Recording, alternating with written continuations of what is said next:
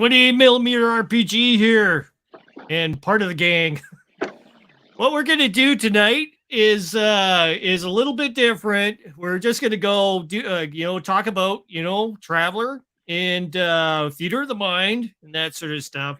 Gordo, unfortunately, he's having issues making the session tonight, so yeah. So he's messaged us to let us know he was running a little bit late, which was cool. But we may as well have some sort of a cool talk going on, and take advantage of it with a little bit of commentary on this. Together with me here is Spencer, of course, over to my side here. Spencer, who plays Rye, and howdy. below me here is Josh, who plays Cobb. Hello. And in the corner here is Shadow, who's playing the man known as Coz.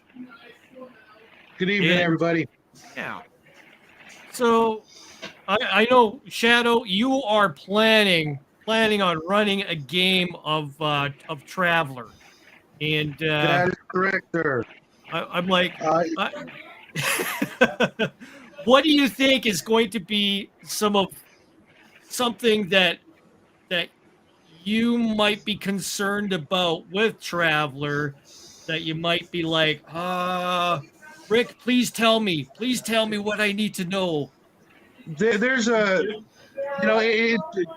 been playing Traveler for a very long time, off and on, and going from like the old classic to the new, there's really not that much difference, I know a lot of people think, there's a huge difference. Okay, the die rolls are kind of the same.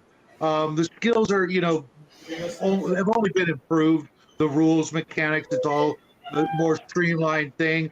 So that's pretty easy, and I don't think that's going to be the problem. My biggest problem is going to be, the usual Mother May I things.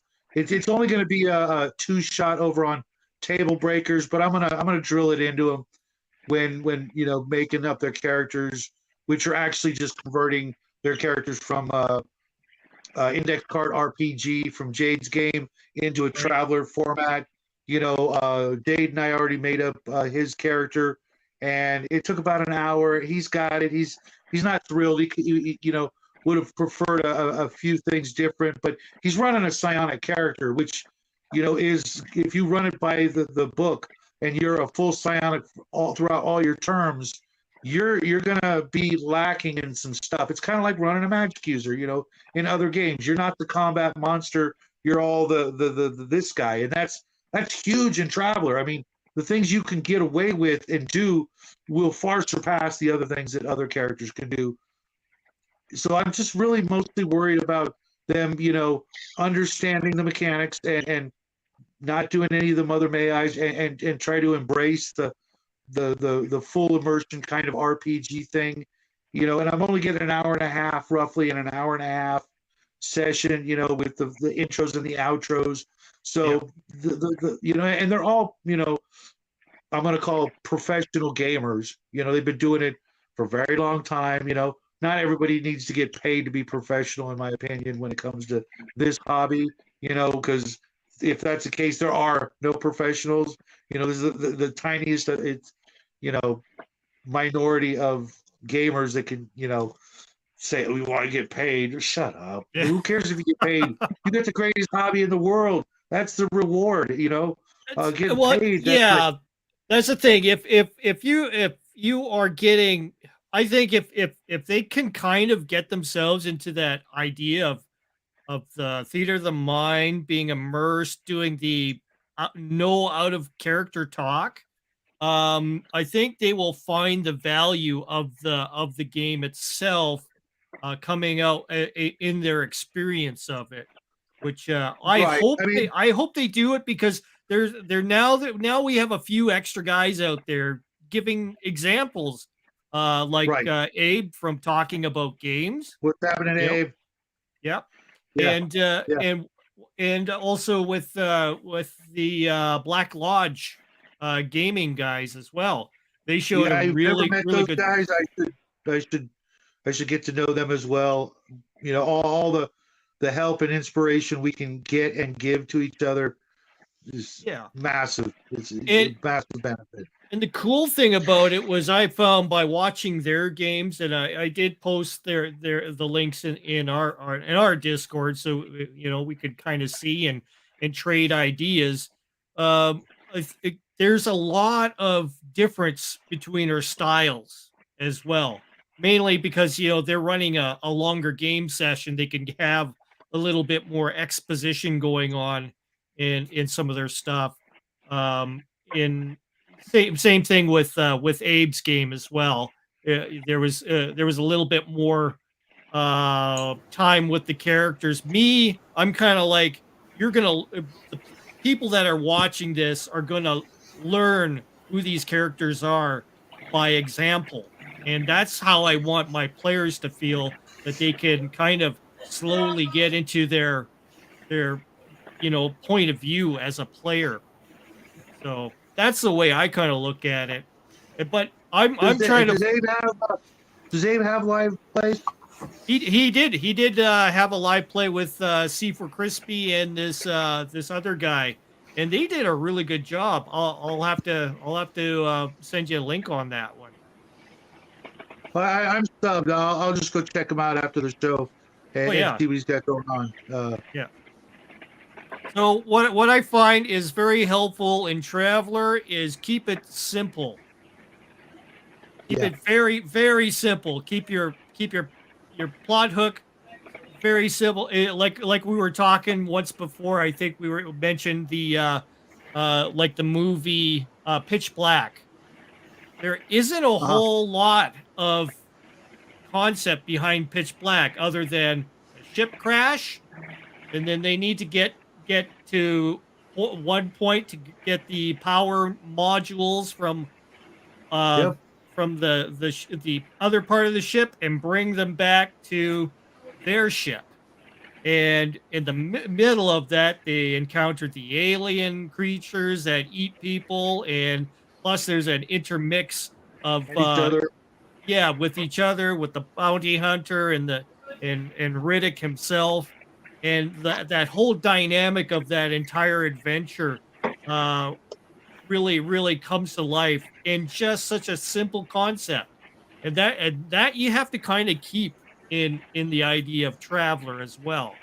You give the situation, you see what happens, and then you inject it possibly with what I call a game master intrusion of something interesting comes in, and the players deal with it.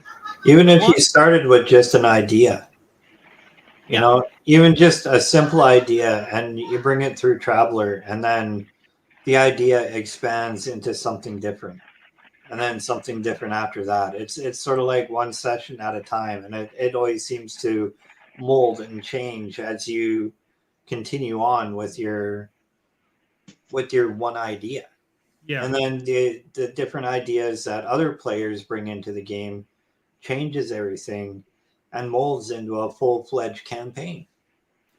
That's the thing about the interactivity of the theater of the mind, is the players are using that more, talking to each other, making plans. I think some of the coolest things you guys did was, started acting together, where Gordo Adamus ended up putting Cobb into a situation where he was doing something by himself, trying to infiltrate, some of the ships that was in the starport, which, it could have went on. It could have, if Josh, your character, you could have tried to, get into the craft or something like that.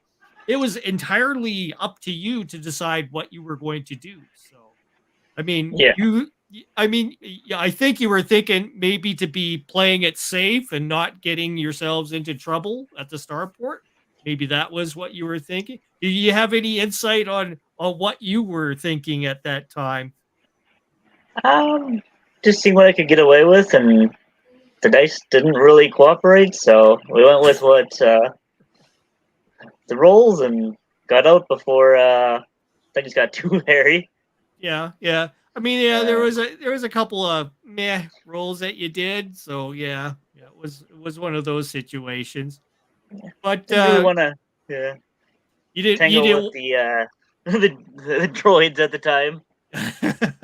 Yeah, that can be something where you're thinking self-preservation and stuff like that. At the But time, yeah.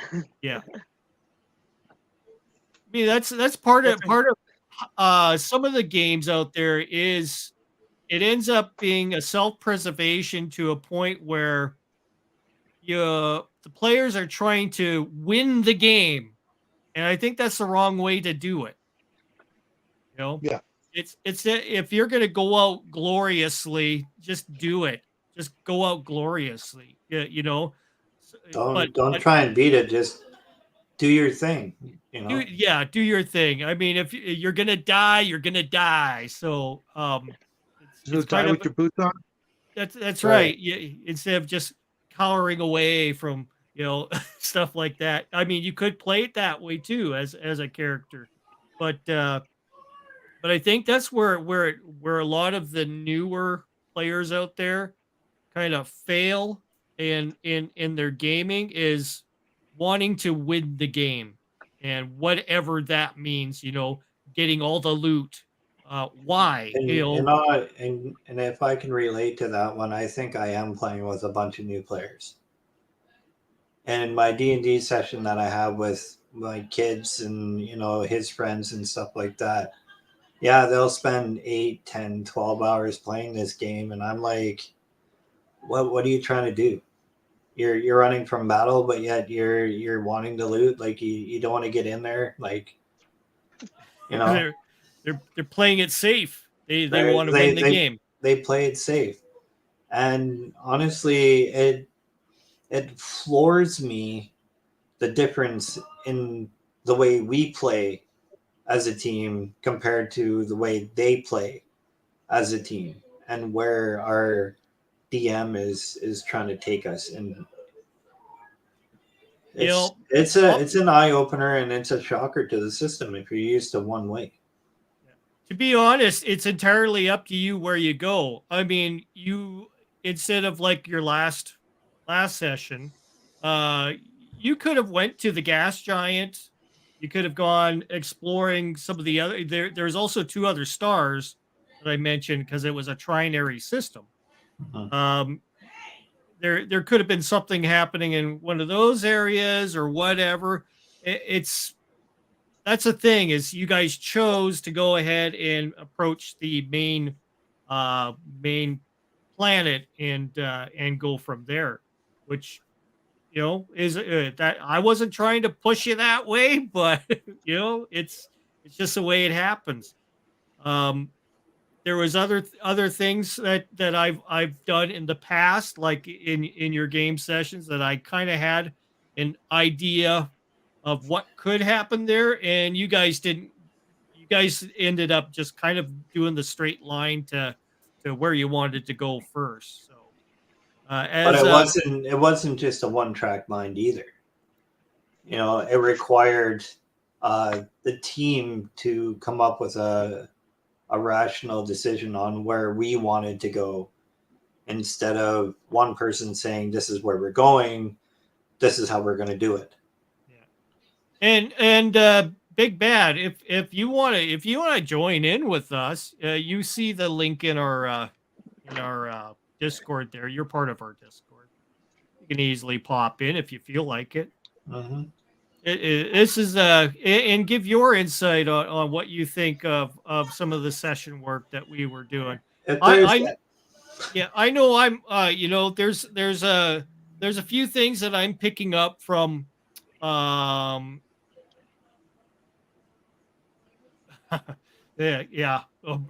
reading the okay. They're doing things. They are doing things in behind the scenes. Him and Sean are. You guys, you troublemakers. Pretty much what could happen is, if anyone is in our Discord right now and you want to put your 2 cents worth in, That's what Rick is trying to say. Yeah, You know, yeah. you want to pop in, you got our link. Come on in. Yeah. Say what you want to say. You know, let's have a good conversation towards. Yeah. I'm not going to go ahead and put the link in the comment section, because the last time that happened, we had a very, very naughty guest that showed up and started spamming something. So it wasn't very good. I had to take that one down. Shauner's eating pizza. You know, when he does retire, he's just going to open up a pizza joint. Oh yeah. that should be his gig. You know what? And I'm loves gonna pizza so much. He has his own twist on pizza. He mentioned the other night, I think it was Friday night, he went to go out and grab pizza. He said all the pizza places were closed. It was like he couldn't. They knew he was coming. That guy, we're worried about his cholesterol. Yeah. Let's shut it down for now. We all got to shut down at the same time.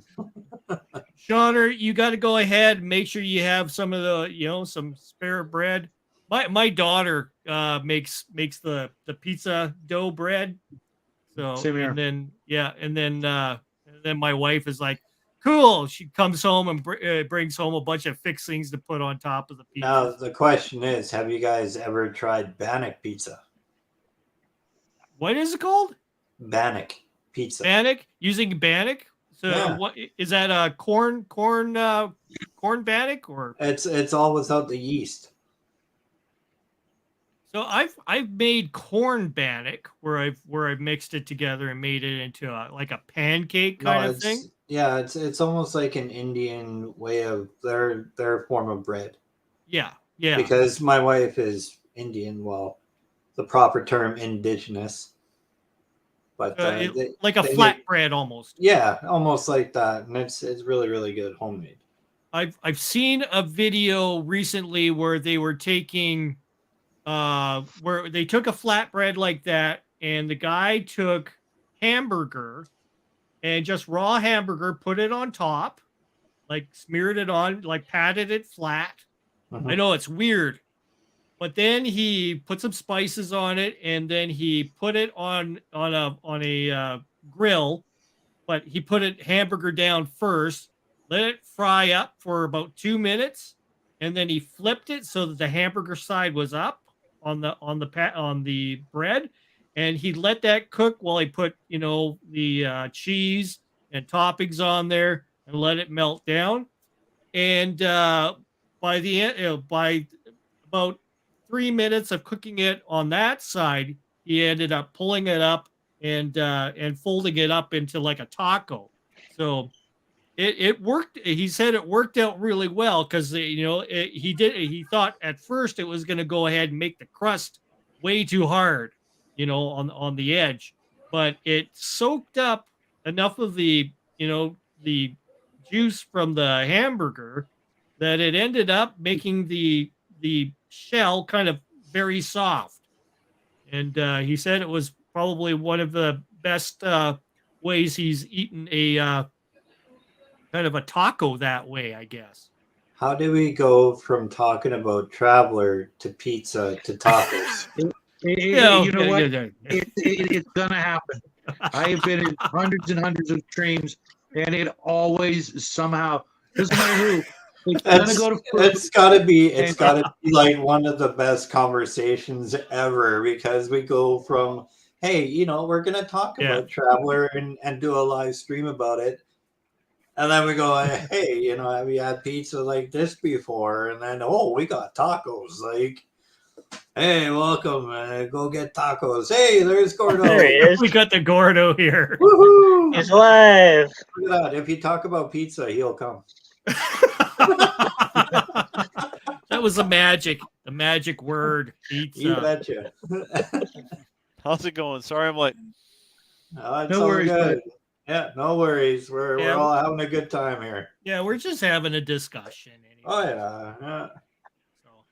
It went from traveler to pizza to tacos. So it's a really good conversation when you got that going on. Nice. You be careful or we'll start talking about beer.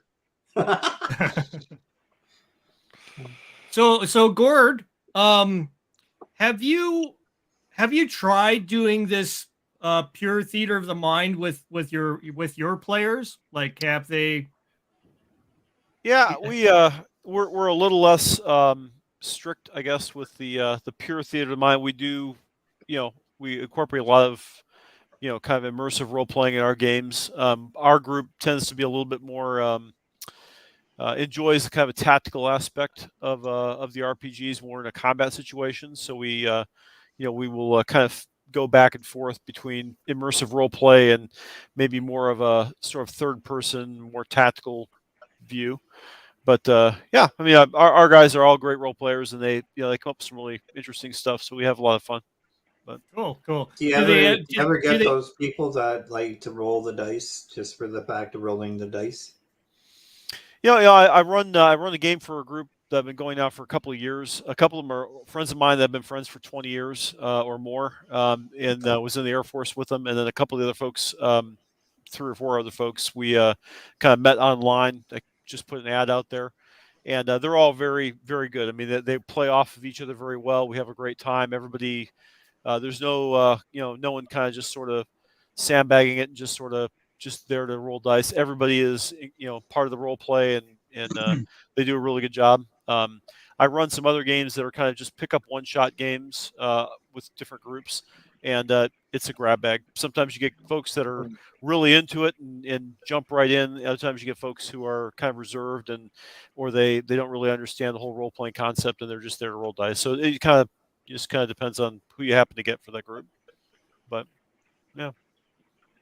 Yeah. I mean, it could be kind of an enjoyable group kind of thing, that occurs, and which is, it's okay. I mean, that's the way a lot of the newer games are played because of the Pathfinder 2 as well as the 5th edition is kind of geared that way. All their rules are kind of geared to, this is the cone, this is the radius that you have when you do this, and in order for you to enact this special ability, you must be at this point on the attacking from this side or something, like stuff like that. So it's very defined, where theater of the mind, you have to kind of let go of that kind of thing, and I'm running 4 different games right now, different times.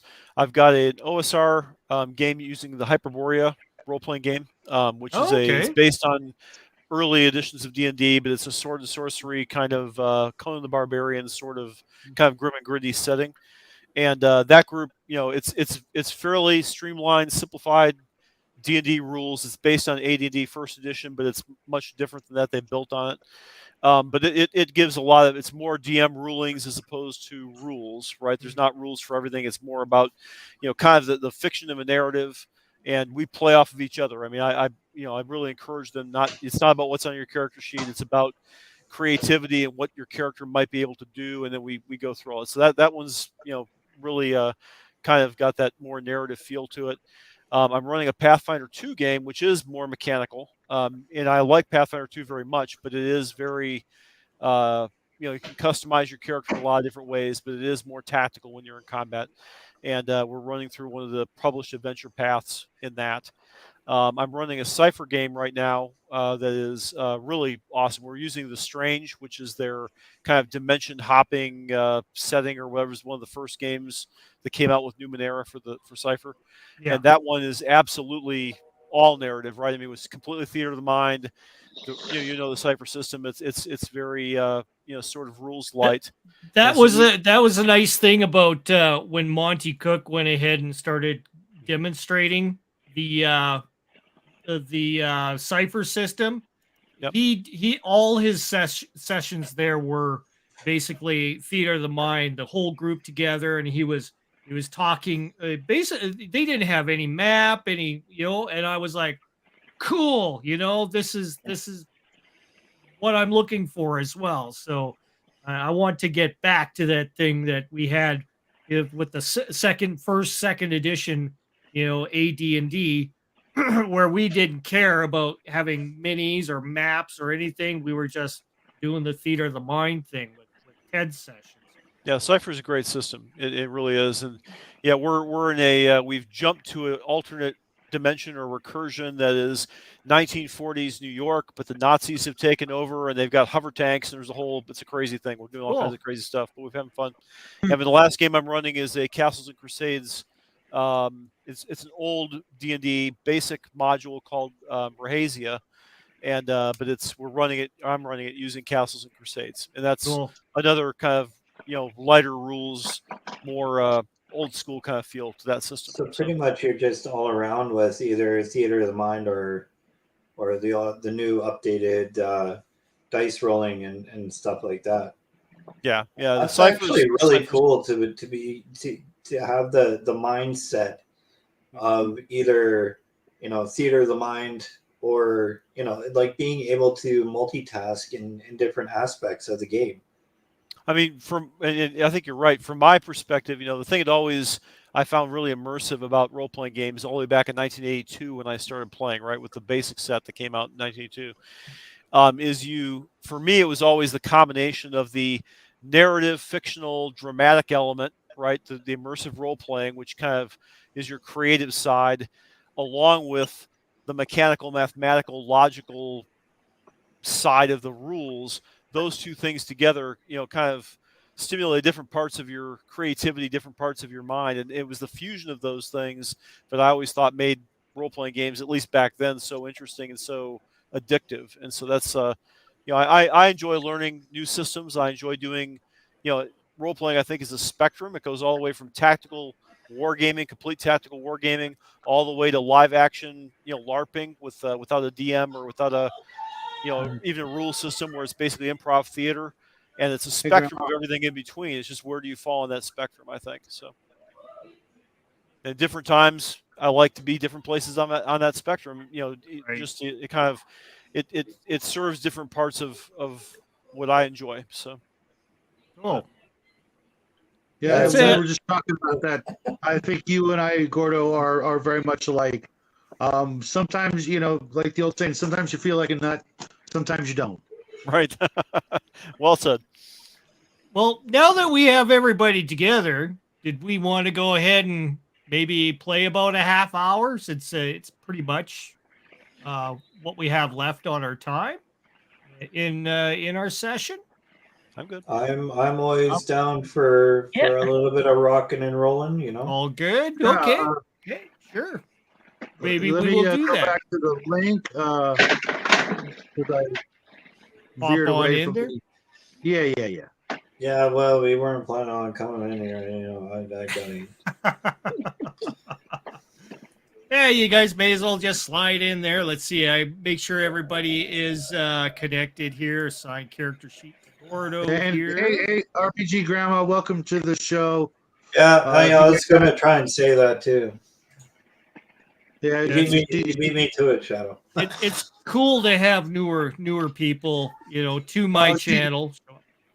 Yeah, she's an old pro though. Just an absolute fountain of knowledge. If you guys have not checked out her channel, please go out there. Let's make her famous, because wow, she just every time I interact with her. I was thinking maybe we can do a game session with RPG Grandma sometime. And, that would be awesome. That'd be cool to include her in there. Yeah. So absolutely. As long as you don't steal the show. You never know. You might have somebody that will steal the show. You never know. So the last time we had left off, you had taken what was the Nebuchadnezzar, now named the Belshazzar. Belshazzar, yep. And you decided to go ahead and head towards the main world, which you had visited once before.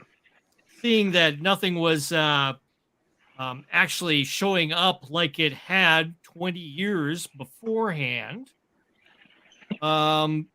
you had decided to continue on in towards the planet itself, and that's when everything shut down on your fusion reactor, causing the craft that you were in to basically crash land using the last kind of thrust that you could emit to buffet the landing, and you kind of landed into an area that is more or less a desert kind of area on this very trace atmosphere world. Very much like the moon, but with a slight bit of a, slight bit of a breeze that can occur. Now, crashing on it, you guys end up finally, recovering. I would like everybody to, state who you are and what you are doing currently right now. Let's start with Gordo, with Adamus. Okay, I'm Adamus Ilor. I am the ship's diplomat, co-owner, and I guess sometime engineer. Crashing on the planet. I'm going to immediately check on the condition of our strange cargo that we have in the cargo hold. Make sure that it hasn't been breached. Okay. And see what talk to our primary engineer and see what the condition of the ship is, what sort of damage we sustained. Alrighty. And for Spencer, who is playing, I'm Rye. I'm the captain of the ship. I just came to from the impact, and immediately I'm checking the condition of my crew and see who needs medical attention. okay, with Shadow. Shadow is playing Coz. At the service, I'll be playing the pilot of the Balthazar. Just unbuckling from the cockpit and shaking the stars out of my head. On.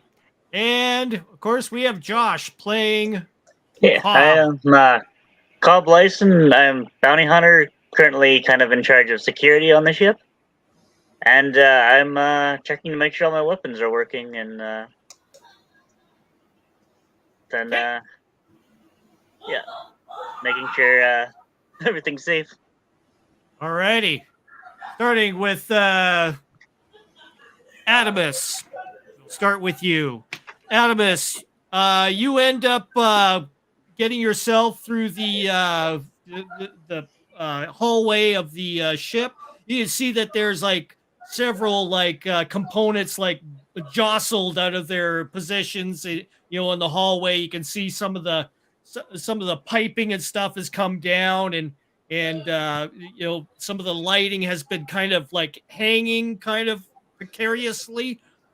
And as you start going through the hallway, getting to where you want to get, which is the cargo hold, that opens up, and what you see in the cargo hold is Rusk and what appears to be Scott, and they are kind of still around the kind of shifting around in the cargo space. There's cargo strewed all about here, all over the place.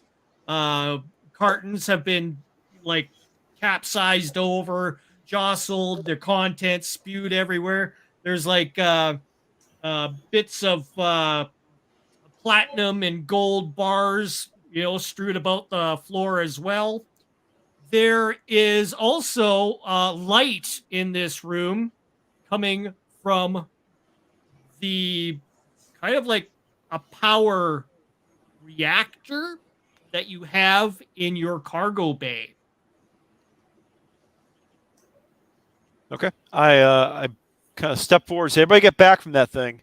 Yeah, I'm going to check the readings and see what kind of radiation we're dealing with. Risk states, I think this thing's still active.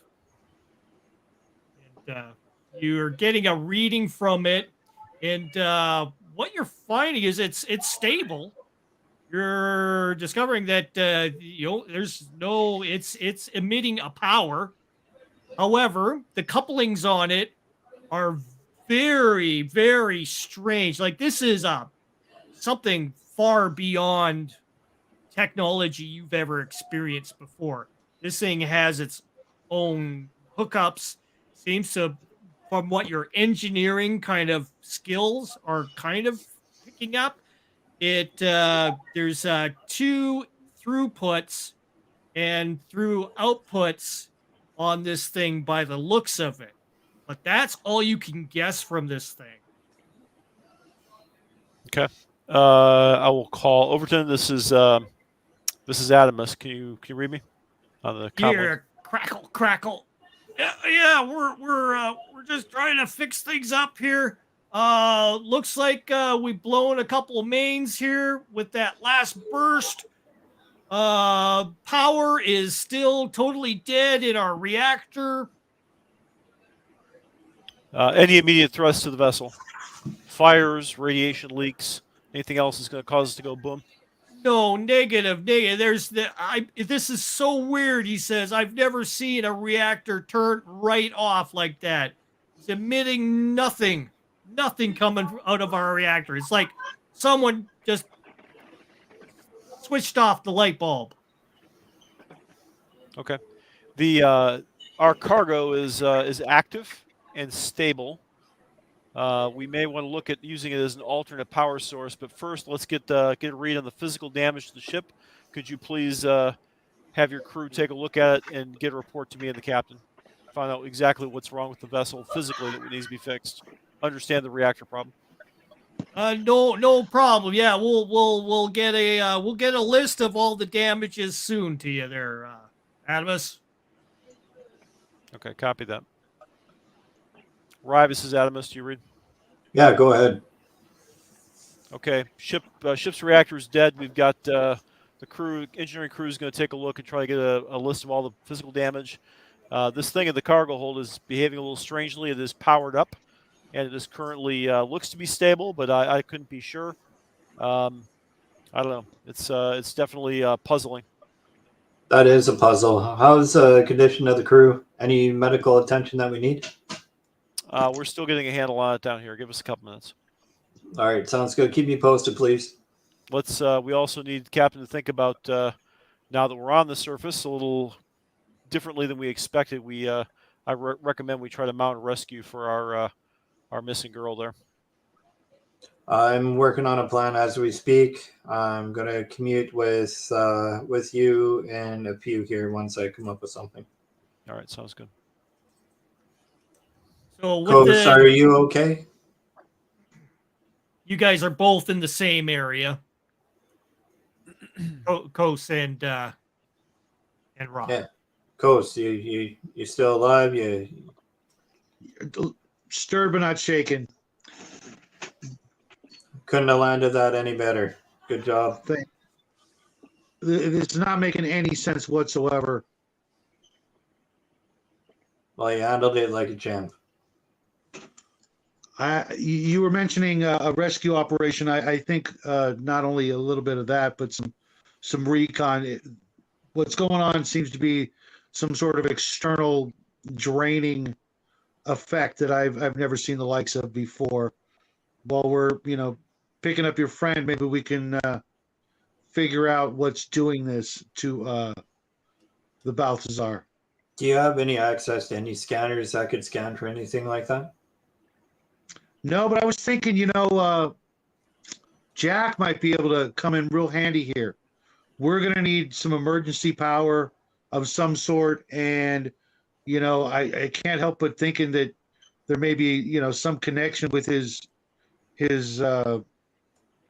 handiwork and our current situation. And if not, then, he seems to be one of the brightest on board. Maybe he can, get us some auxiliary power just to make sure that, the freshers are working and water and, the bare minimums. We have no idea how long we're going to be here. Yeah, that's for sure. I'll get a hold of Jack here in a second. Cobb, Yeah, come in. how is our weapon check doing? We're going to be hosting a search party for Terra. Okay, weapons. Do we have enough weapons to send out a search party? Yeah, physical weapons are good. I'm gonna run through the any of the laser pistols. You have one on you, right? Yeah. Laser pistol. Yeah, I still got one. Okay, do a check for me and see if it's got any power. See if they're any. We want to see if they're any good or not. You're checking them out, and you're realizing the power packs on the laser pistols dead. It's like they've been like totally like gone, drained, almost. Yeah, I got nothing here on my sidearm. All right. So you guys will have. I'll go through. I'm gonna go through the armory locker and let's see. See what other of the weapons and that we have that are not. Yeah, I just looked over at Co's and his is dead too. I'm Yeah. gonna get a hold of Adamus here and or to see if he's around Jack. Okay. Adamus, come in. Yeah, go ahead, Captain. Are you by Jack at all? I think he's aft in the engineering bay. I can go find him.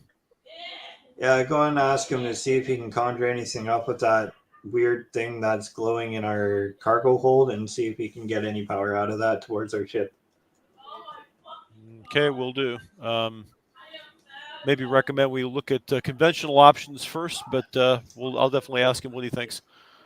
Oh, can you also ask him if there's any way that we can get some sort of scanner to see if we can figure out anything else on this planet? Yep, I'll see what he can do for us. All right, thank you. I go to try to find Jack. Yeah. I got some gear in my bunk. If none of the energy weapons are functional, I got enough gear for at least me and myself. But I'm wondering about our new armor. That's probably going to be pretty much useless, isn't it? I don't know. You could always test it. You guys are wearing the armor. The special functions. You're checking it out. All that probably going to be. You notice the power on the armor. It is down to battery power now.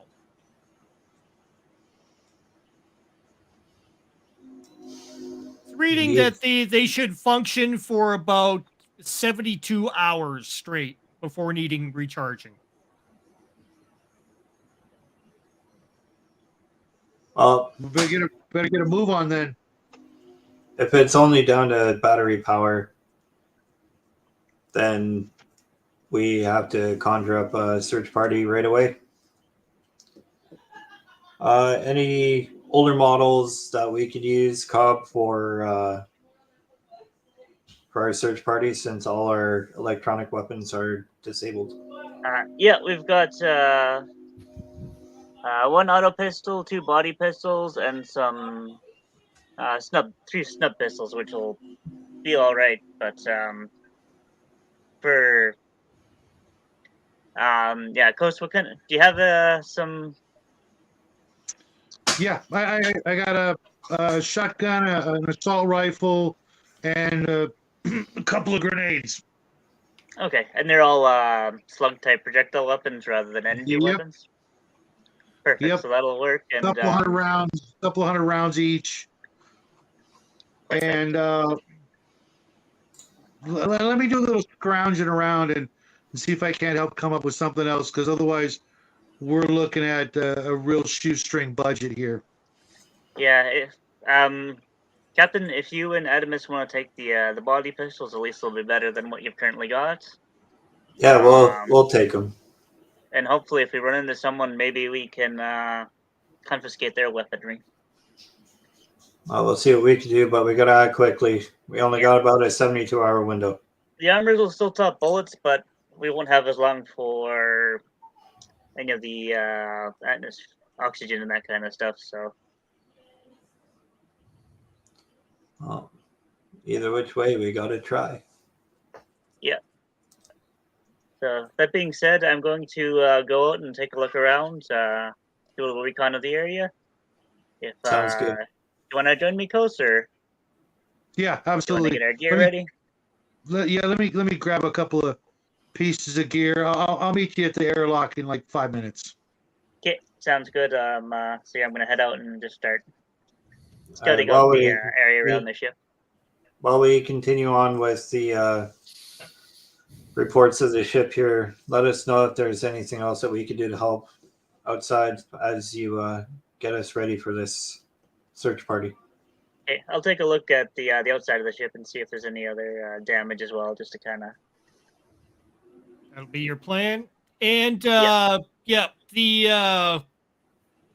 realize Frank is wearing your armor. And you bump into him as you're trying to get through some of your gear and stuff. And he's like, Warren, what's happened outside?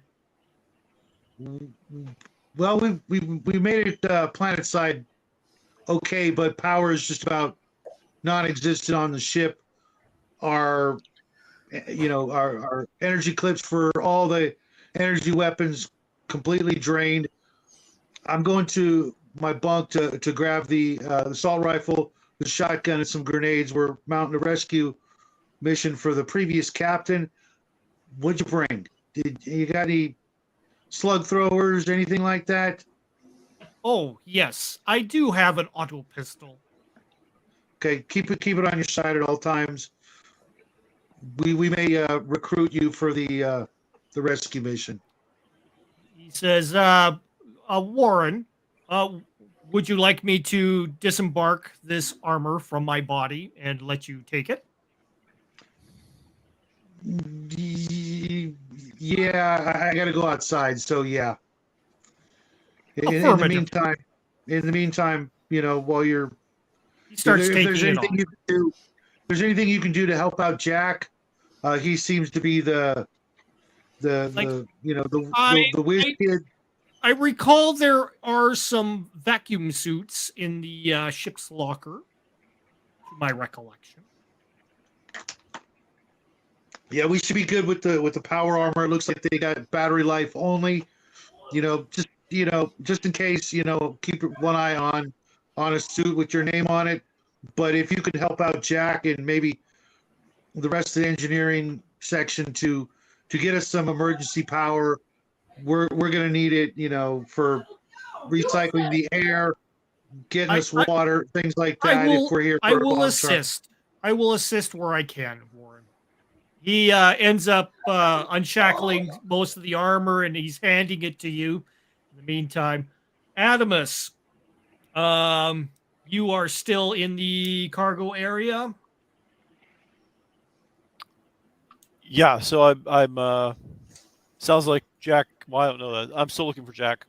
I thought he You was on start board. checking around and start going further back into the engineering area, opening up the doors as you go through.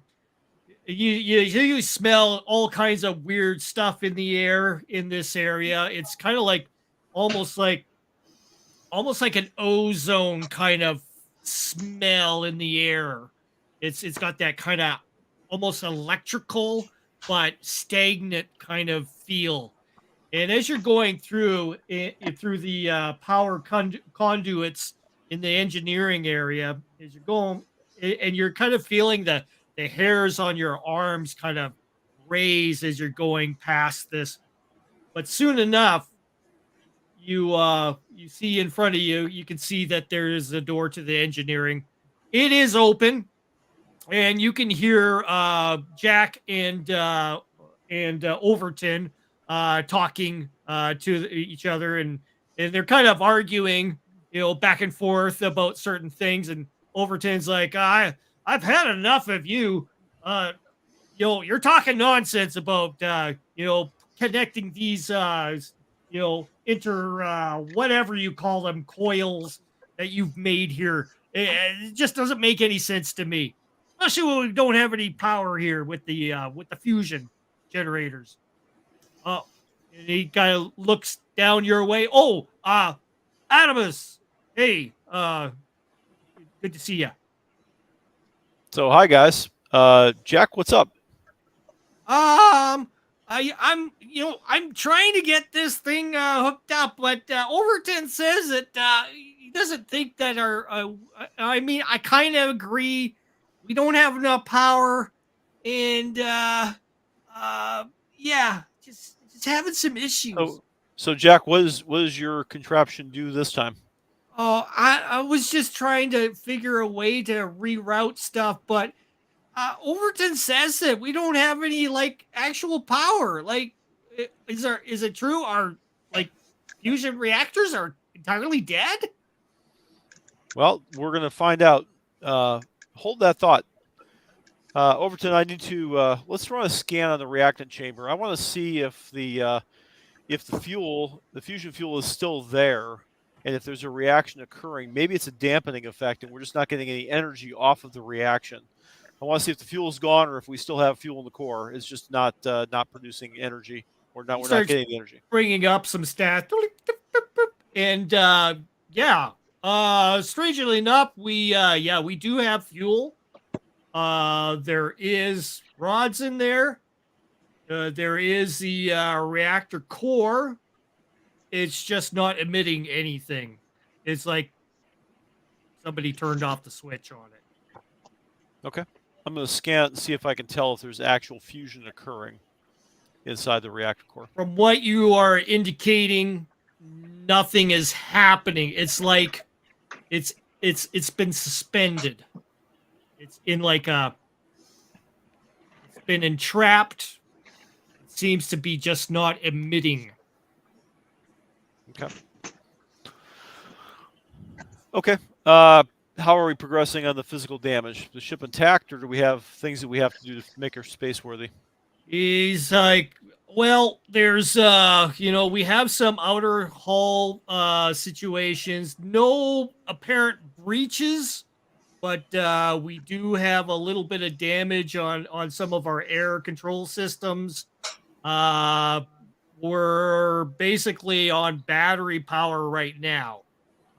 From my estimations, if we could probably make it out to maybe 120 hours, probably extend that if we go ahead and cut off the some of the life support subsystems, meaning the ones that are attached to the cryo chambers. But I don't think you want to do that. No, I don't. Okay. So if we had power right now, are we space worthy? Could we go to space? Oh yeah, we should, unless there is some sort of damage outside on the outer hull, which may impede our progress into the sky. Okay. Well, let's focus our efforts there. Try to find out what damage we may have. We'll try to fix this or come to a solution. My theory is this, Overton. I think that there's some sort of dampening field that's been placed over this planet that is basically suppressing our fusion reaction. So we may have to go to the source to deactivate whatever that is. But I want the ship ready to fly as soon as we get it back in commission. As soon as the power is available, I want us to be able to lift off. We may have to make a hasty retreat. For sure, yeah. Yeah, I totally get you. And your theory, possibly, yeah. I don't know what is out there, who put it up there, but it certainly is causing issues with everything here. I can't even use half my tools here because they are, utilizing fusion batteries. Nothing's coming out of them. Well, see what you can do. Jack, would you follow me? I'd like to go back to the main cargo bay and show you something. Okay. And he kind of follows behind you. Okay. I'll walk up to the strange alien advanced technology reactor. Oh my gosh. As you're going through, he's like, this doesn't feel right going through the This part here, Yeah, this is bad news. Yeah, Jack, it's okay. Trust me. Just follow me. I want to show you something. Okay, he follows you along, Okay. and I point at the big alien reactor and say, "You think you could hook those gizmos up to that if we needed to?" he looks at it. I'm not too sure. I don't know what is an output and what's an input here by the looks of it, but I could experiment and see what I can come up with. Okay. It may take me some time, but let me just work on it. I'll see what I can do. If I can get some sort of energy throughput into something, maybe one of our tools, because I know Overton's going to freak out if I actually hook it up to the, and blow things up in our fusion reactor. Yeah, I know he's always on me about that. But I will go ahead and do what I can best here, sir. Okay? Sounds good. Okay. And he starts getting to work. He's got a little light on his head that he switches on, and he starts checking things out on the reactor, and he's kind of scratching his head about it. Rusk is looking at him, going, no, we got to get this thing back, and we have to have it intact. He's kind of edging on Jack. He says, hey, you blow this thing up, and we're all in a whole lot of trouble. They go on for a little bit while Jack is trying to figure things out. In the meantime, the crew of Cobb and Coase end up beating up into the airlock. Cobb, catch. Yep. 12 gauge. Nice. Thank you. I'll put it out. And here's a box of shells in case it gets really rough. Careful, it is loaded. Which way is the right way?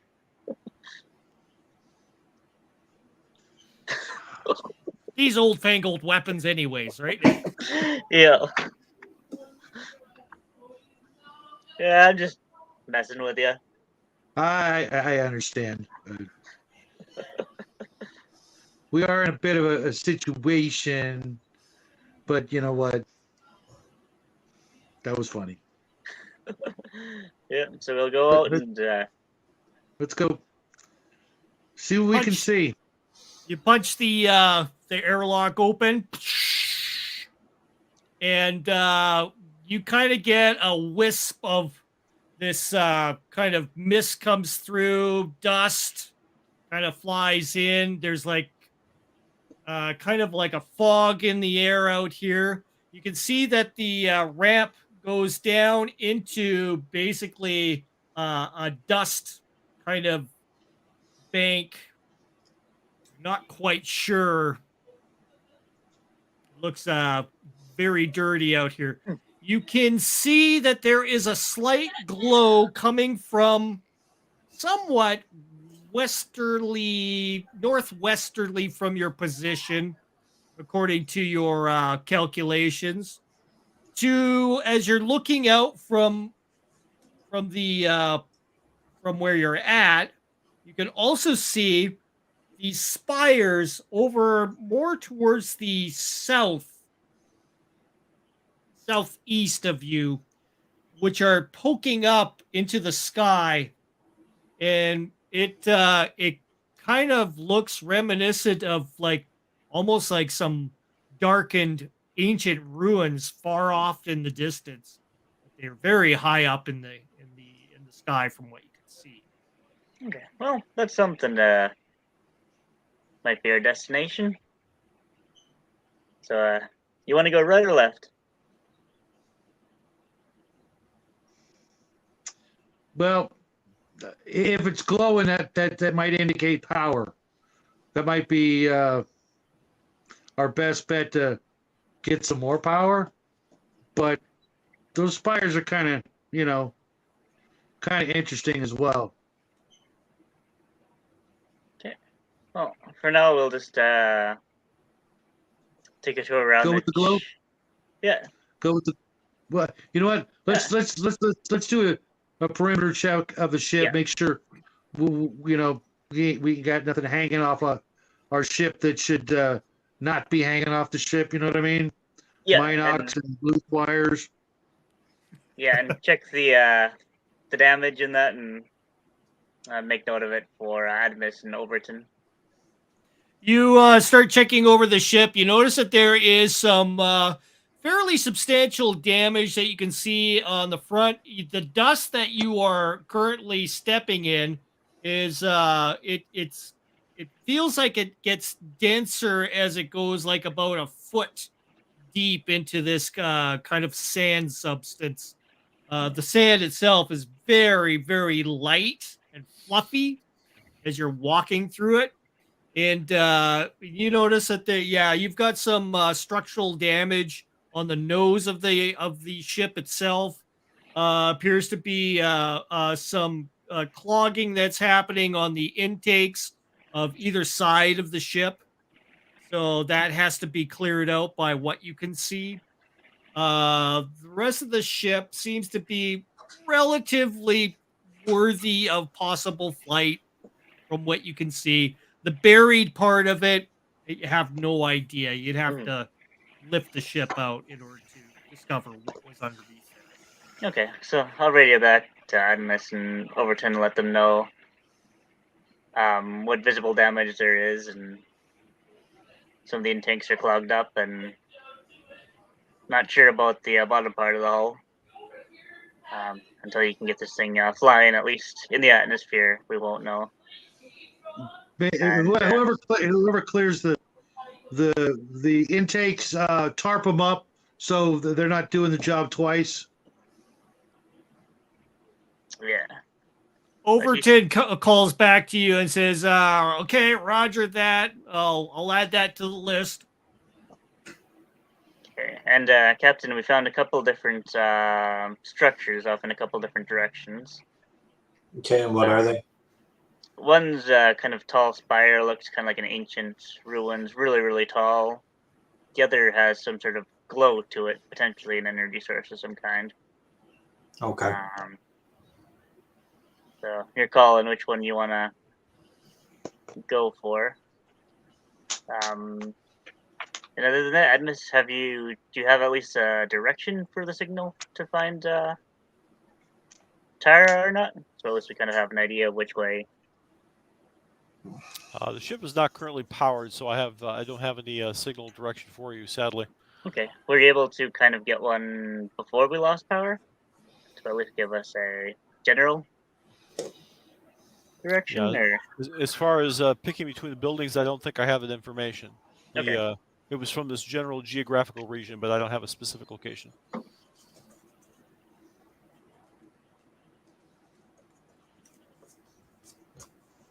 If we're gonna make a decision, it better be now. If there's a slight glow, we might want to check that out. I'm pretty sure you guys have already thought of that. It could be another power source that we could possibly use. If it does turn out to be one, we'll contact Jack and see if he can help figure something out with that as well.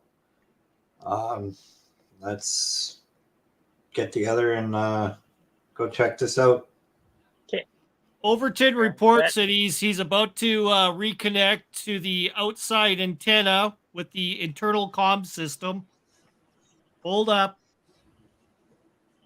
And you hear a crackle, crackle, crackle. And you hear, "Rye?" And it's a woman's voice once again. It sounds like Tara. "Are you Go guys ahead. out there?" We're down here. Where are you? "I'm in a place called Site 71. Are there tall buildings among it? I don't know. We are in an underground, like an underground bunker."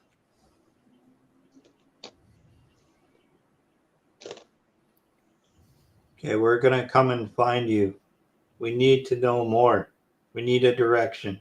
That's all I can give you. I don't know, dear. I have no idea. I am in this place. There are other scientists here. We will find you. We need time, but we will find you. We are on the planet. Okay, hon. I miss you. I miss you too. Crackle, crackle. She kind of fades off. Well,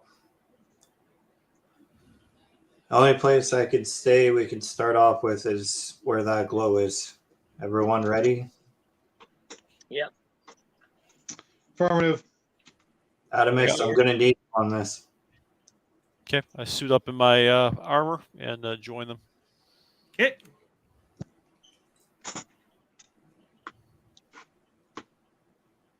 And yeah, you notice that your armor indicates showing that same thing. You've got a very limited time of 72 hours. The rest of the guys, for Cobb and 𝙍𝙍𝘼𝙑𝙀𝙍, you have utilized basically 30 minutes of your suit time. I'm keeping track. Don't worry about it. Okay. So yes, Adamus, you suit up, get yourself ready. You're all tucked in. Frank approaches you and says, "Here, put this on this way. There you go. There you go, Adamus. Much better." I check to make sure that he hasn't attached anything strange. No, he reconnected something so that you can definitely breathe out there.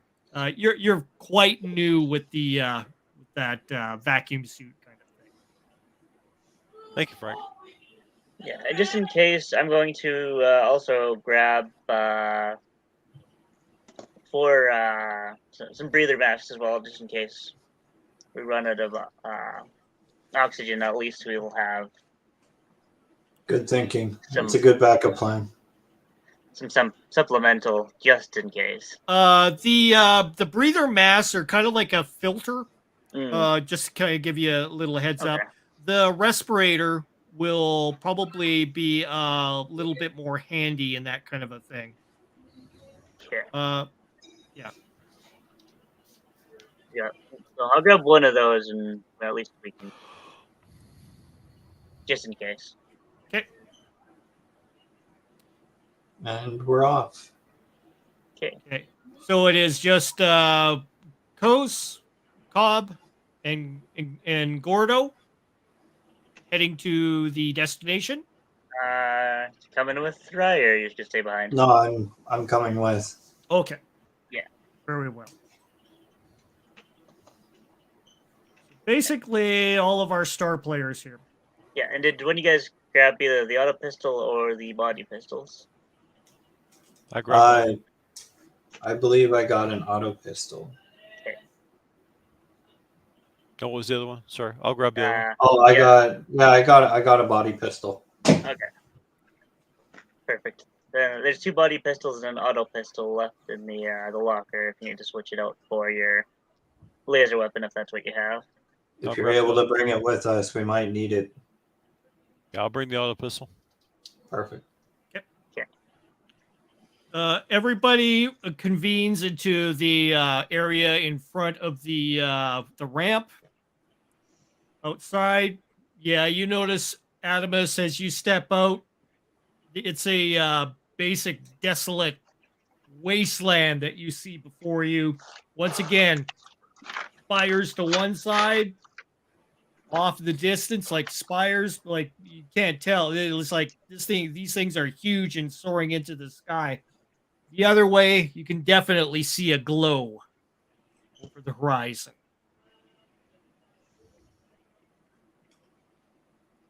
We're going for the glow. Someone has power. I recommend, we go towards the light. Let's go towards Can the you light. not say it like that? Let's go towards the light. The light is coming towards us. As you are marching through this, basically a foot deep of like some sort of dust, kind of like a chalky kind of substance. You can feel it kind of flow across your suit as you're marching through. Your indicators are like you kind of end up manipulating them to turn off the alarms, stating that your fusion power has been deactivated. But as you are going to keep your sanity, you can kind of feel the ground start hardening up underneath your feet a little bit more. It's not feeling so much like gravel. It's starting to kind of feel like it's getting a little bit more solid as you're coming up to the edge of this slope. And you can kind of see that the ridge, which you think is probably an edge of a crater, as you're coming up to it, you can almost see the light is kind of like speckling through all the dust and particles in the air, and shining overhead, and kind of like a spectral flare of just brightness. As you peek your head over top, kind of seeing where this light is coming from over top of the crater's edge, you can see suddenly the light kind of turns a bit by what you're kind of seeing from the halo of it over top. I look and see. I'm curious. I'm trying to see if the light is aimed at our ship, in the direction of our ship. You're looking, and it's kind of in a general direction. You can almost see the rays kind of move, and they're kind of slowly moving over from one side to the other. So, Rye, I wonder if that device is the dampening field. If they directed that at us when we were in orbit, and that took us down, and it's keeping us powered down. Seems interesting that somebody is steering it. It's obviously being aimed. Let's go take it out. I think we're on the right track. I think so. I'm glad you guys are with us. Gonna use my binoculars and see if. Check over the edge. Mm-hmm. You look over the edge with your binos, and you're taking a look, and what you see is not what you initially getting from Adamus. What you are seeing looks to be like some sort of a strange looking vehicle. I'll go ahead and show you a picture here. As soon as I get to my scenes.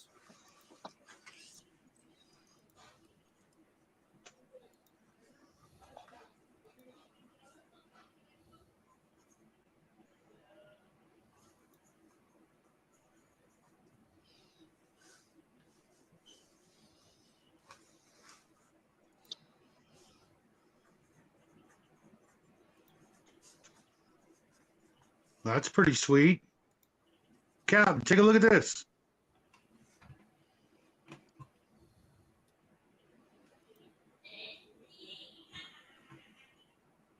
Oh, wow. So you see some sort of a mobile platform of some form, and it's moving along. It seems to be something that is either automated or manned, but you do definitely see some sort of a cockpit on it, and it's the source of the light. It's moving at kind of a slow rate as it's mowing along on the surface of the planet here. It is fairly large. You estimate it's probably a good maybe 7-8 meters tall. You can kind of vaguely think of those as yards. 2 stories, 3 stories, maybe? I think we Correct. found our new Almost 30 feet. vehicle. Yeah. Coast, does it look like it's armed at all, or? Maybe it's got a couple of projections that could definitely be weaponry, but if we come up from behind, we may be able to avoid any unnecessary gunplay. I think I spot an entry toward the rear of it as well. Okay. Should one of us act as maybe a decoy, see if get their attention, or? I was thinking about that, but I honestly don't take this the wrong way, but one of us is going to have to fly this bird off this rock at some point. So I'm used to getting shot I'm at. not getting shot at right away. I've taken a giant laser to the face before with one of these things. It should be okay. It's not the first time this has happened. So maybe Giant I'll have laser to to the actually- face. You're going to have to tell me about that one. yeah, that was Yeah, quite something. Yeah, so maybe I'll hand back the shotgun, and I'll act as the decoy. Hold on. Here, catch. And do not drop. Frag grenade.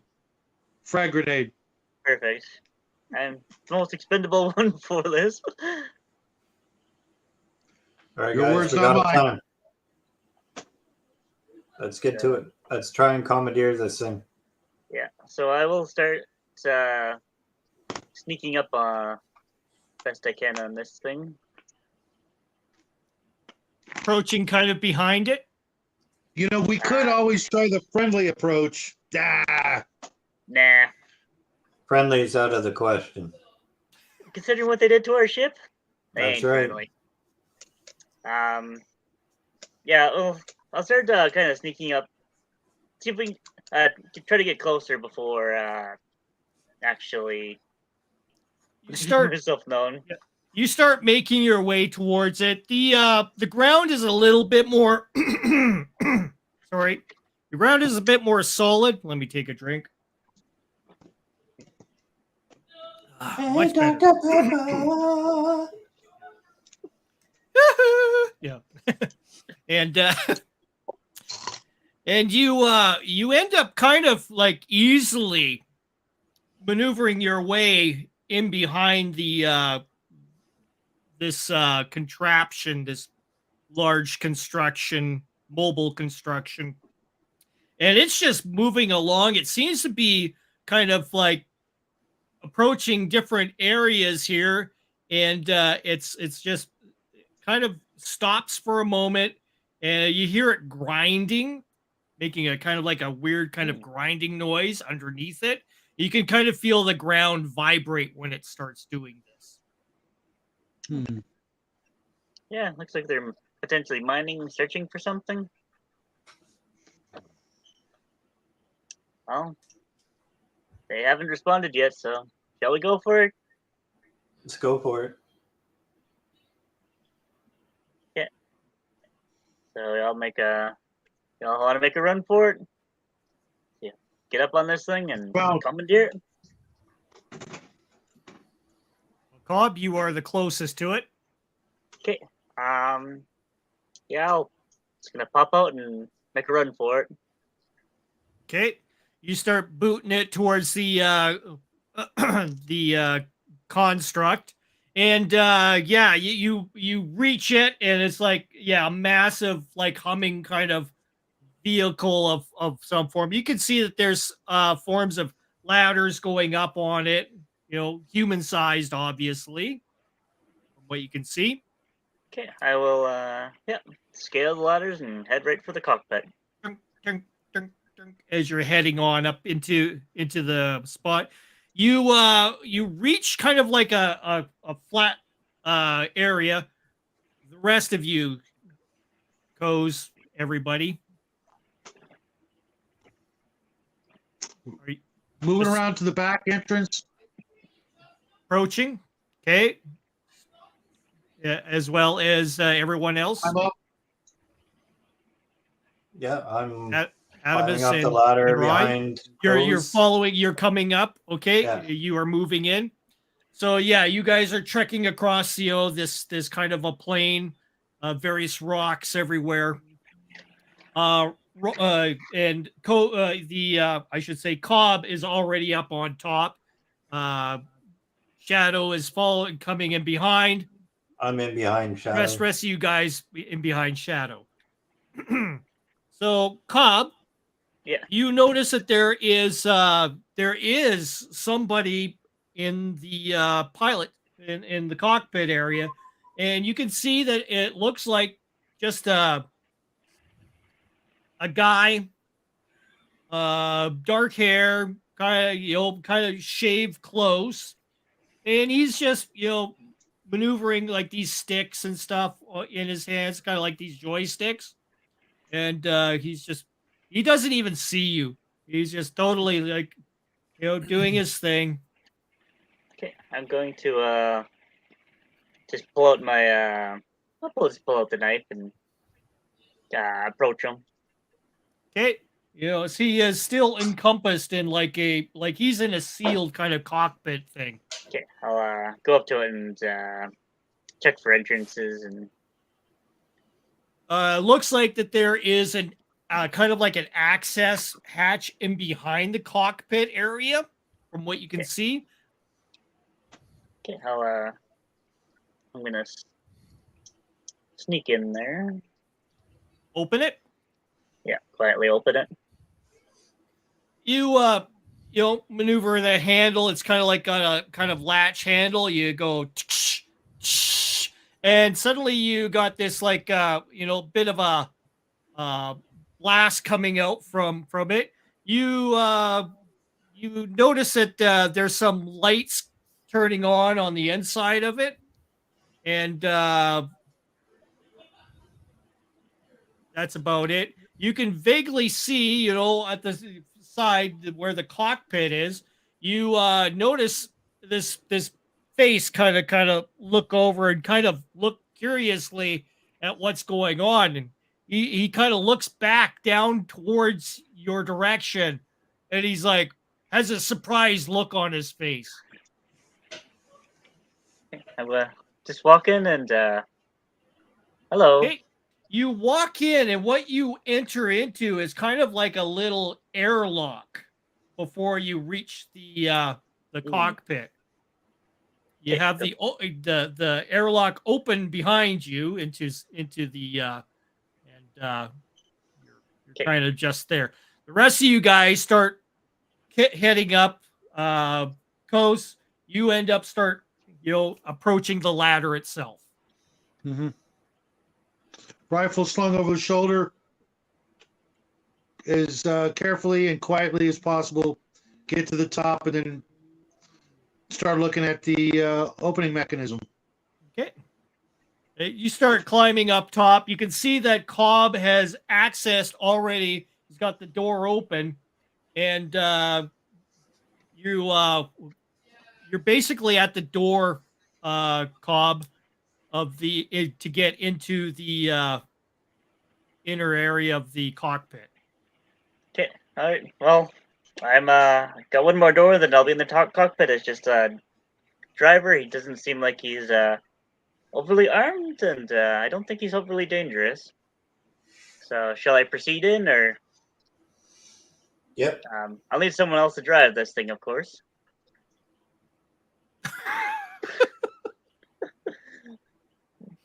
Oops. Don't want to run over anybody now, though. Might I recommend just convincing the current driver to keep on driving? I will attempt so. I might, I can try, but I definitely might need Adamus's help in this one. Beside the door, there is an intercom. Okay, I will push it. Hello in there.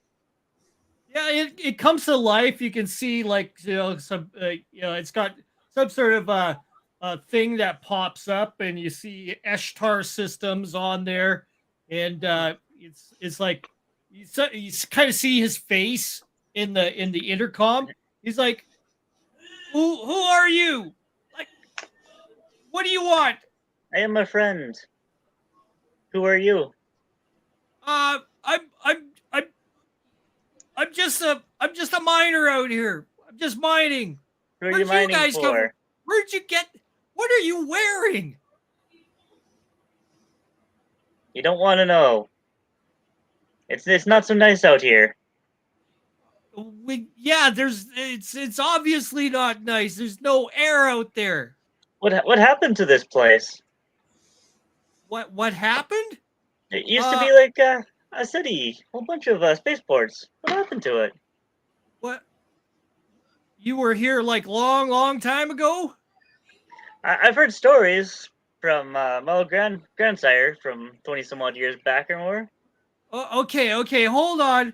Okay, my name's Jugger. What's your name? My name's Cobb. Okay. You're not gonna kill me, right? I'm just doing a job out here. Yeah, just give me the information that I need, and no one will get hurt. Okay.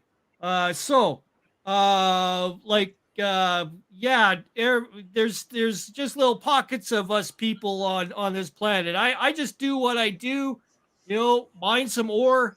There's other places that they've got they're hooked up to venting. They're using power from underground volcanoes and stuff. There's other places that um they're producing fuel, petrol. That's what this thing runs on. Nobody can use fusion devices on this planet. They just don't run. We're just doing the best we can. Do you know who? Any idea of who stopped the fusion, or? I think they have something way up in some satellites or something that's beaming something on us. Okay. You ever hear of a place with a bunch of scientists? Some underground Bunker 71? Oh, Bunker 71? Yeah, it's like you don't want to go to Bunker 71. And why would that be? They're just weird over there. They deal in weird stuff. I don't know. Well, I can be very persuasive, and so can my friends. Yeah. What do you mean? I pull out the. Okay. Hold up. Okay, your friends and the rest of the guy. You can see Kos is rolling up. Well, yeah. You notice that Cobb is talking to somebody on the inside there, obviously. The rest of you guys, Adamus, you're making your way up the ladder as well. And Rye, you're already up on the first platform, right behind Kos. So pop the door open. Let's get inside. It's chilly outside. Hold up, guys. Okay. There is another entrance over on the other side. It's got kind of like a little cabin built into this thing. I'll let you access that. Okay, you guys come in, but I'm unarmed. I don't have anything on me. Just let me in here, and the others can go to the cabin. Okay, but you got to close the door behind you, because otherwise I'll be out of air. I just pause for just a second and then close the door.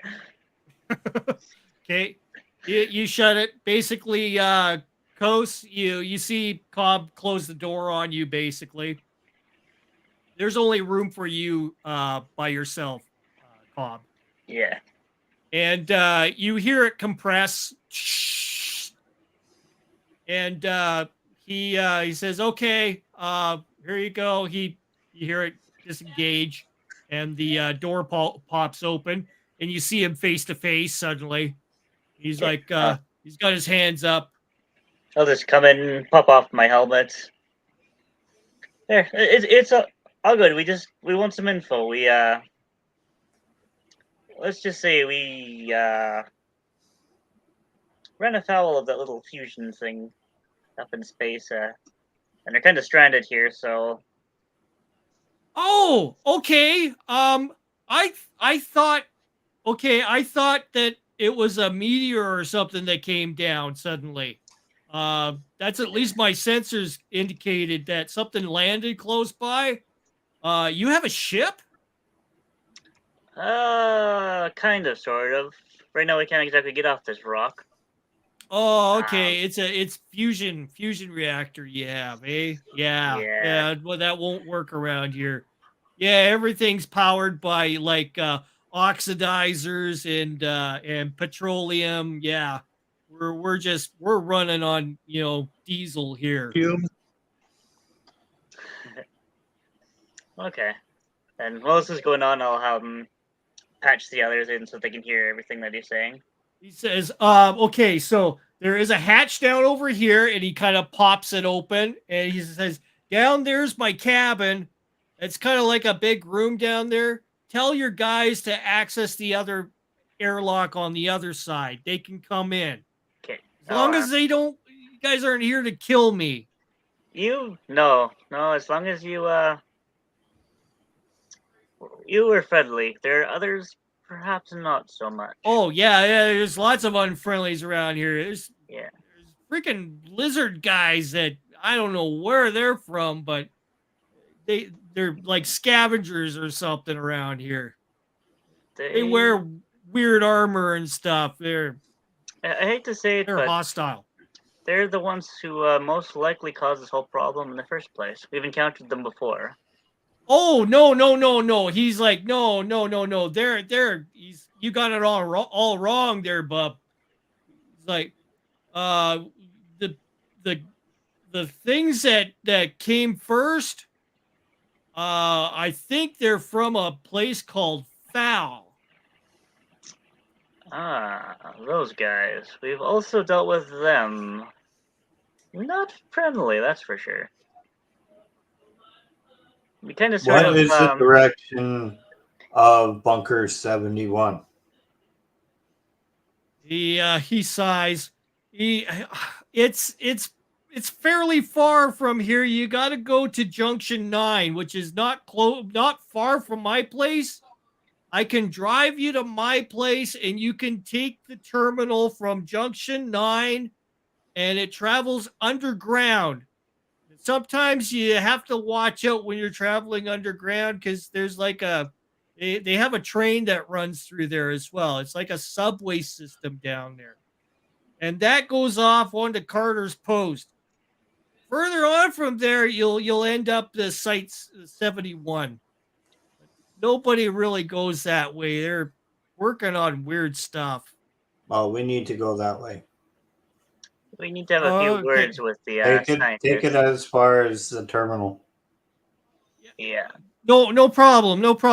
You guys go ahead and access the side airlock. You can go into my cabinet there. It's no problem. There's drinks down there and stuff, some food. Don't eat it all. Okay. And you never saw us. And poor Gordo looks like he's about to fall asleep. Long day. I'm with you. So you guys end up accessing the side hatch into the airlock and enter into kind of like a big cabinet area inside this vehicle. And he's like, okay, so you want me to just keep on driving to my place? Okay. He gets back into the cockpit position and sits down, starts using the joysticks and starts maneuvering the vehicle again. And you guys feel the vehicle start going in motion once again. As you enter into the cabinet area, you notice that there's various devices and stuff in this cabin, and looks like everything's kind of like wired and patched in to computer consoles and stuff.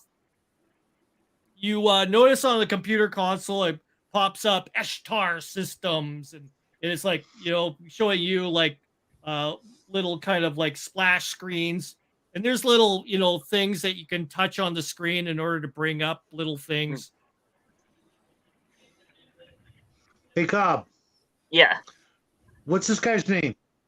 Can't remember what his name is. I wasn't really paying attention to that part. Well, let's try to keep him, as amiable as possible. Last thing we need is him trying to, self-destruct or call the federales or some junk like that. Yeah, not that they'd do much good around here, but it looks like Thal was responsible for this whole, pardon my French, shit show. So let's try to get him on our side. Use all the help we can get. Yeah, he doesn't really like the scientists, so at least whatever we do with them, I don't think most of the people around here will care one way or the other. They seem to be not such a good element in this society. All right, I'm gonna make myself a sandwich. Yeah, you can see that there's various, kinds of, stuff. He's got like a little mini fridge and everything in here.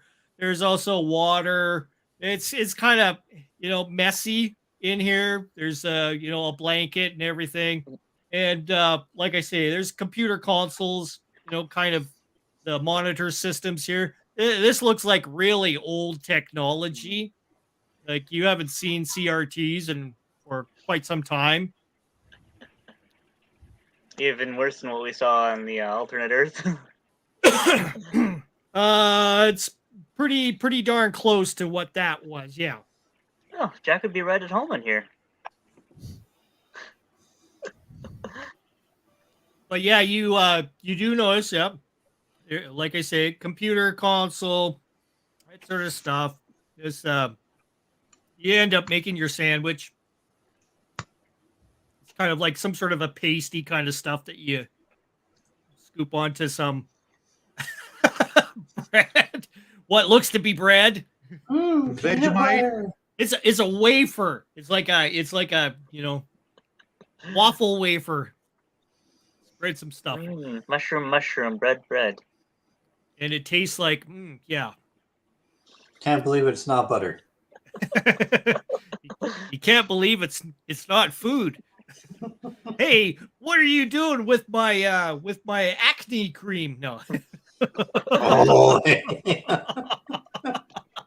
What? Athlete's foot? But anyways, yeah, you still feel the vehicle moving, and it continues on for some time here. Eventually, you come upon what looks to be like an outpost. You can see that there's lights off on it. You see that there is a kind of like a little gun turret up on top of the outpost, and as the vehicle starts approaching it, you can see the gun turret kind of turns towards and lifts the barrels up and starts kind of like waving at the vehicle as it's coming through. And you can see that he's like, "Oh, hi," and he's waving back. That's my wife, he says. I called it.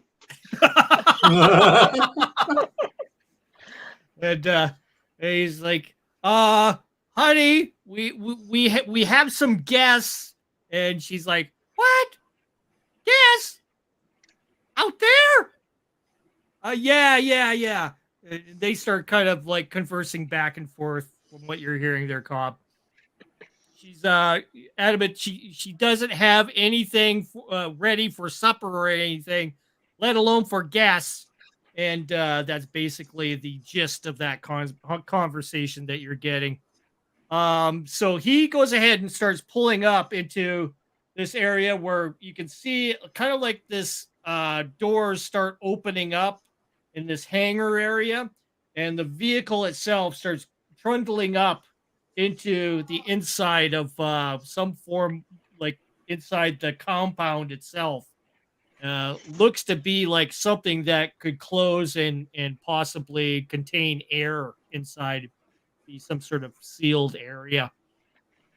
The monstrous machine ends up finally coming to a rest inside this large garage, hangar area. And behind, the whole thing seals off. And you kind of hear, like, things going, all this air kind of like being thrown off or being emitted into the chamber. And he starts unbuckling himself out of this cockpit. And he's like, "Tell your friends we're here. We can step out now." Okay, so I'll radio the others. We have arrived. We're right behind you. He gets out and hits the airlock. Yeah, it basically opens, and there's no repressurization or anything. It just basically unlatches, and he gets out and starts coming down the ladder. You guys on the other side, can basically exit out and head down the ladder as well. You do see a couple of kids kind of running around in the area, a boy and a girl, and they're like throwing stuff at each other, and they're like, "Daddy, daddy," and doing the whole thing. The man goes ahead and comforts his kids, and they're like looking at you guys like you're some sort of space alien as you're coming down on your like massive like Shikarian armor, like robots. And you see one of the kids going, are you a mechanoid? Pointing at you. Maybe. You start doing the robot voice. Yeah. Do a little Maybe. dance. Come to Yeah. planet. Do the robot.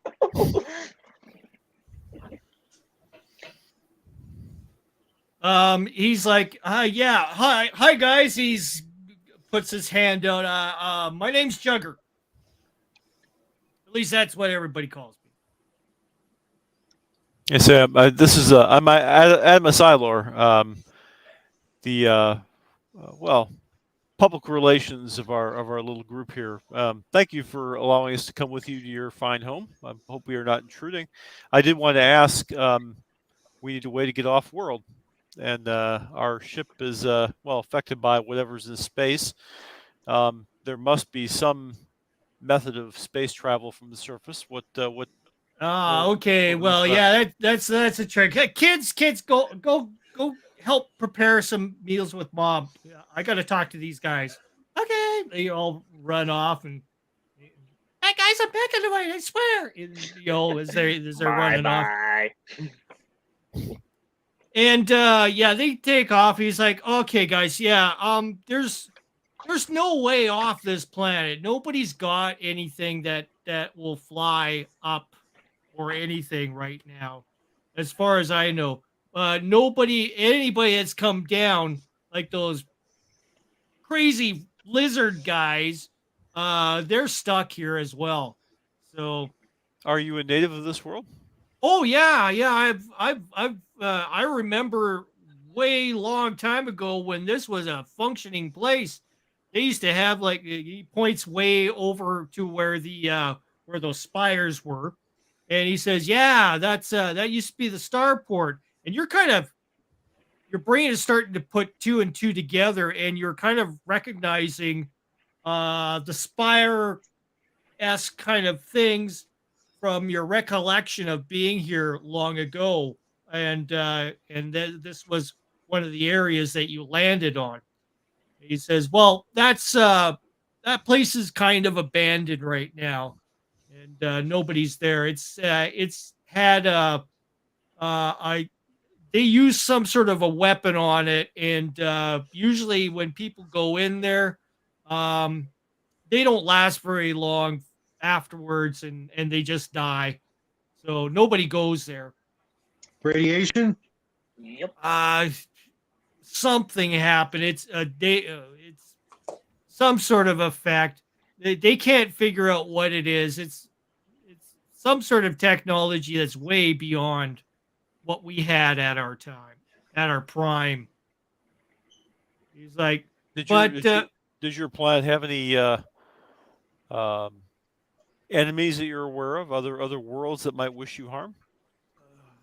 no, we just this big battle fleet came in and basically decimated us within seconds. Uh, they it took them a while to go ahead and try to like establish any kind of like foothold on our planet, but they didn't stay. They just basically encompassed us with whatever they have up there and switched everything off on it. That was the only way that they could stop us. Otherwise, we would be still fighting now if we had the ability. Is there a functioning government on this world? Who's in charge?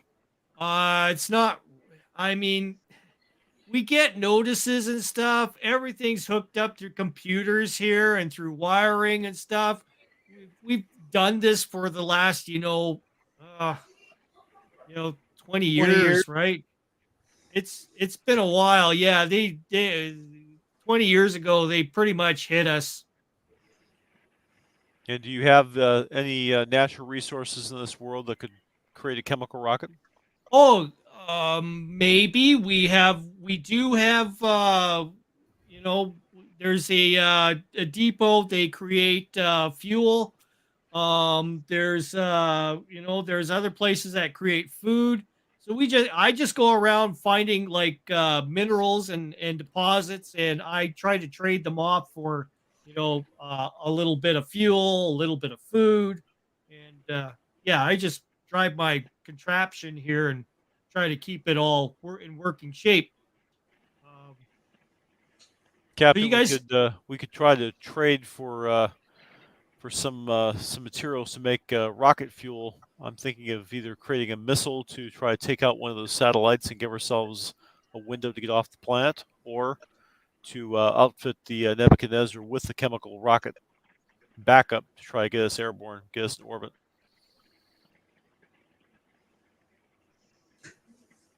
Sounds like a good plan. We'll Who, try and do that on the way out. Is there a black market here? Who would we talk to about trying to get certain materials?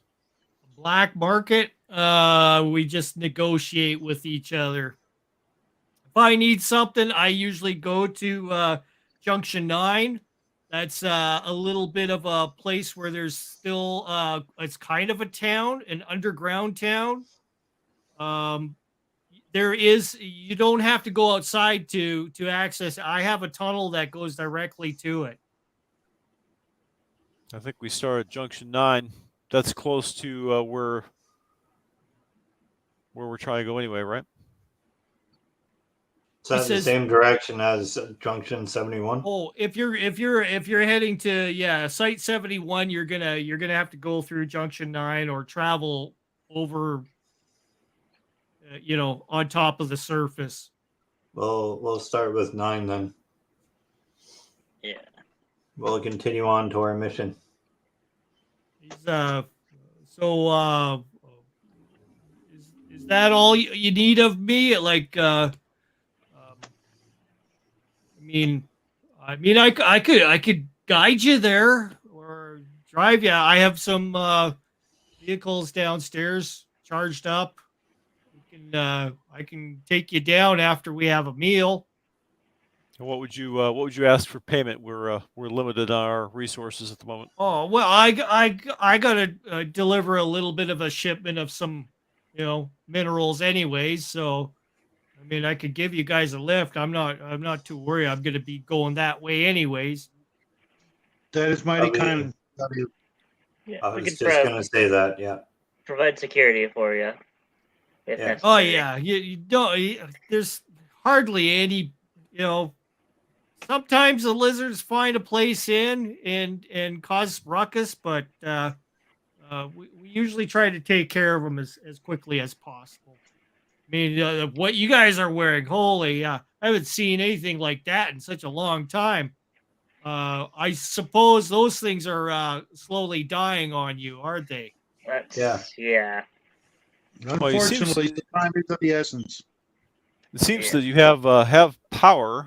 I'm assuming there must be a power plant burning fossil fuels someplace. Oh yeah, Perhaps- yeah. He says I'm totally running on diesel generators here. Yeah, we had to quickly try to manufacture what we could with what capabilities we had before like everything shut down. And fortunately, a few of us ended up, you know, uh, getting through and putting together a few things that will help us survive.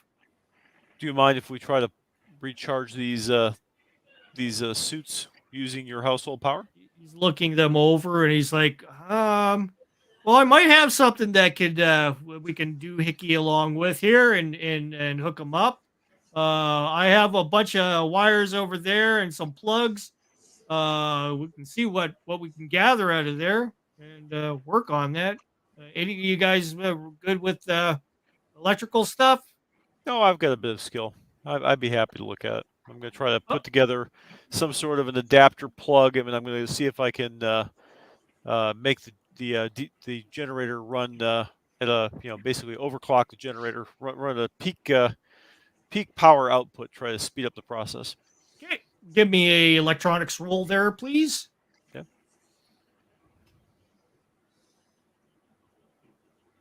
Get back so I can see your roll in the chat.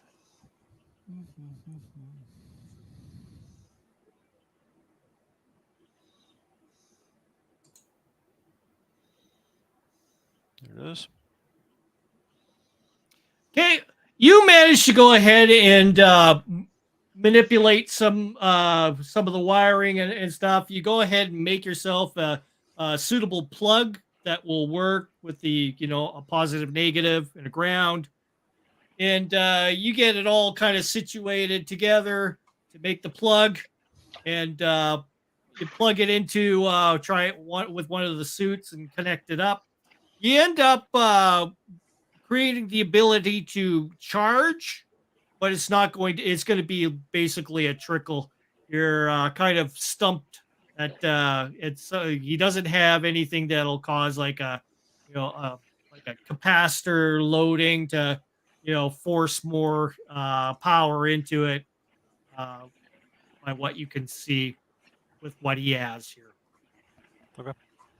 Perhaps at Junction 9 we can get some more, maybe supplies, or see if they'll have something that'll allow us to speed up the process. How long do you guys want to go for? Do you want to stop it now? It's like at 12 right now. So. Yeah.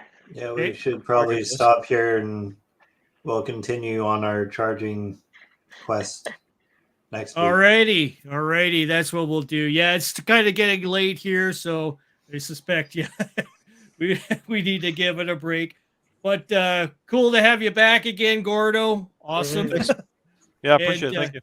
Thank you. Yeah. We decided we were going to have just a little bit of a fun discussion on Traveler, and then it went off into Pizza Land for some reason. That was started Shauner's with fault. a chat Shauner. to Shauner is fun to funner to funnest. Yeah. But it's good to have a little bit of a game going on here, so that's pretty awesome. Yeah, At and least someone we got- wants Big Bad RPG wants us to throw Jack overboard, apparently. Yeah. Good night. Yeah, might be an idea sometime. Oh, well, Shauner did it. I'll get her in a minute. We're almost done. Well, he Okay. passed out on me. No, yeah. So, like in the next week, end up having a couple of good RP kind of practice sessions coming up with Josh and Spencer, just to kind of help them get into the space as well. You guys did pretty good tonight, trying to keep into the character kind of thing and keep the out of character chatter off. You guys did great there with talking amongst each other in character and everything. So Awesome. more I hang out with you guys, the more we're able to get together and be able to conquer anything. There you go. There you go. Yeah. Well, I thank you guys all for coming Pleasure in. as always. and- Yeah. It was fun. This has been an interesting little bit of a session. Not too much action, but I mean, it could have there could have been some action, but I don't know what you guys are gonna do. I just put the NPCs in the various areas, and they have their goals, and that's Well, the way thank God, I go. Cobb wasn't like, oh, I'm just going to blow this guy's head off. It would have been that would've it would have been that an would've been interesting sad, huh? situation. Yeah. Yeah. That would Yeah. have just been sad. 'Cause then That you talk would've about, Oh, you know, oh yeah, the you guys. widow and her kids. And, Yeah, Yeah. yeah. It would Fucked have up, been a guys. sad moment. Yes. I mean, the voices in my head would have made me do it. So There you go. That's the excuse. exactly. is one of those voices named Shauner? Because Shauner did it. He really wanted pizza. That'd be the Shauner way. Yeah. Alrighty, that's it for our thing today. I'm going to go ahead and call her tonight. You guys have an awesome time. Thank you guys for tuning in and watching the show. And hey, since you've made it this far in the video at the end, you may as well hit that subscribe button, because it's free. Honest, it's free. Just go ahead and hit it. I'm learning stuff. You're learning stuff. We all learn together. Subscribe. Just do it.